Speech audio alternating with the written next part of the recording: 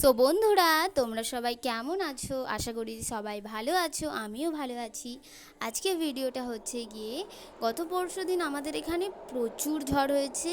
মানে এতটা পরিমাণে ঝড় হয়েছে, আপনারা ভিডিওটিতে দেখলে বুঝতে পারবেন ঝড়ের কি শব্দ, ঝড়ের কি আওয়াজ।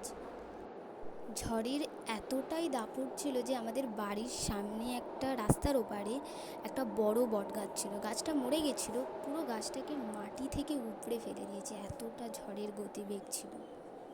গাছটি বহু বছরের পুরনো। ছোটোবেলায় ওই গাছটার মধ্যে আমরা প্রচুর দোলনা খেলেছি, ওই গাছতলায় বসে নিচে আমরা বহুত খেলাধুলা করেছি। বাট মনটা একটু খারাপও লাগছিল যে গাছটা মরে গেছিলো, বাট সামনে ছিল, দেখতে পেতাম, বাট গাছটাকে আর দেখতে পাবো না। ঝড়ে গাছটা তো ভেঙেছেই, তার সাথে সাথে তার সামনে একটা ইলেকট্রিক পোল ছিল, সেই ইলেকট্রিক পোলটা পর্যন্ত ভেঙে যায়, যার কারণে আমাদের এখানে 2 দিন কারেন্ট ছিল না। বহু সমস্যা হচ্ছিল, কারেন্ট না থাকলে আপনারা জানেন কতটা পরিমাণে সমস্যা হতে পারে। তো আমার ভিডিওটা তার জন্য আজকে আমি পোস্ট করলাম। ভিডিওটা 2 দিন আগেই করেছিলাম আমি।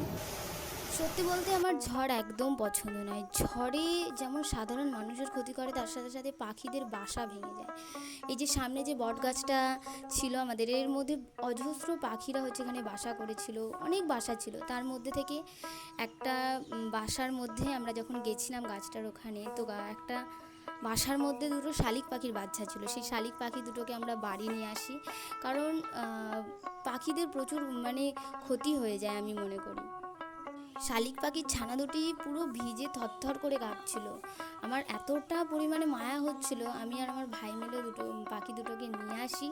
জানি না আমি ওটাকে কিভাবে বড় করব। আমি চেষ্টা করব যাতে ওদেরকে সেবা শুশ্রূষা করে যেন বড় করতে পারি।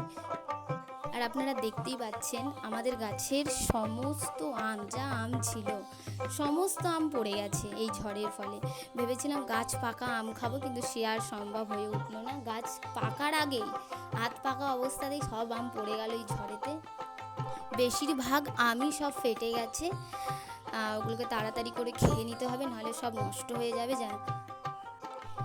কিছুক্ষণ আগেই পরিবেশটা কতটা পরিমাণে তার উগ্র রূপ আমরা দেখতে পাচ্ছিলাম, কিন্তু এখন পুরো বাইরের পরিবেশটা পুরো শান্ত হয়ে গেছে। চতুর্দিকে মাঠঘাটে পুরো জল জমে পুরো কাদা হয়ে গেছে, মাঠঘাট পুরো জলে ভর্তি হয়ে গেছে, আমাদের উঠান পর্যন্ত পুরো কাদা হয়ে গেছে।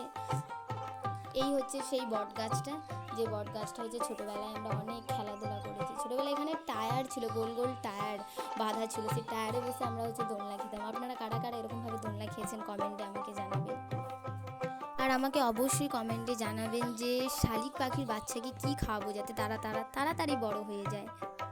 আমি কোনোদিন কোনো পাখি পুষিনি, কিভাবে তাদেরকে বড় করতে হয় সেটা আমার জানাও নেই। তো আপনারা অবশ্যই আমাকে জানাবেন কি খাওয়ালে, কি করলে তারা ভালো থাকবে এবং তারা তাড়াতাড়ি বড় হয়ে যাবে এবং তাকে তার মায়ের কাছে ফেরত যেন তাদের ছেড়ে দিতে পারি আমরা। এখন তো তাকে ছেড়ে দিতে পারবো না, এখন তাকে খাঁচার মধ্যে আটকে রাখতে হবে। আর আমার খাঁচার মধ্যে আটকে রেখে পাখি পোষা এটা একদম অপছন্দ। আমি মনে করি তারাও তাদের বন্দি জীবন থেকে মুক্তি পাওয়া উচিত। খোলা জীবন তারা আমাদের মতন থাকবে, নাকি বন্দি হয়ে থাকবে।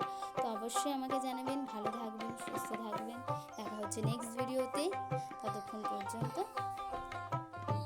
আর ভিডিওটি ভালো লেগে থাকলে অবশ্যই লাইক করবেন, শেয়ার করবেন, সাবস্ক্রাইব করবেন। দেখা হচ্ছে নেক্সট ভিডিওতে।